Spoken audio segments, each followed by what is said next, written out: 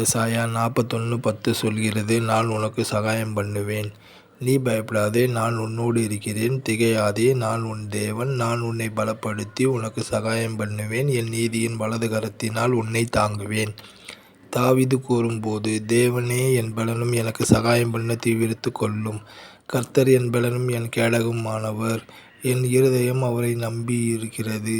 நான் சகாயம் பெற்றேன், ஆகையால் என் இருதயம் களிகூறுகிறது. என் பாட்டினால் கர்த்தரை துதிப்பேன். நம்முடைய சகாயம் வானத்தையும் பூமியையும் உண்டாக்கின கர்த்தருடைய நாமத்தில் உள்ளது.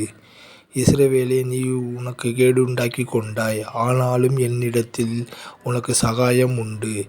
தேவன் உனக்கு சகாயமாய் வானங்களின் மேலும் தமது மாட்சிமையோடு ஆகாய மண்டலங்களின் மேலும் ஏறி வருகிறார்.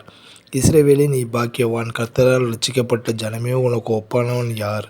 உனக்கு சகாயம் செய்யும் கேடகமும் உனக்கு மகிமை பொருந்திய பட்டயமும் அவரே. உன் சத்துருக்கள் உனக்கு இச்சகம் பேசி அடங்குவார்கள். அவர்கள் மேடுகளை மிதிப்பாய் என்று கர்த்தரே வாக்கு பண்ணுகிறார். இப்படி சகாயம் பண்ணும் தேவன் நம்மோடு இருக்கிறபடியால் நாம் செலுத்தியிருப்போம். தேவனுக்கே மகிமை உண்டாவதாக. ஆமீன்.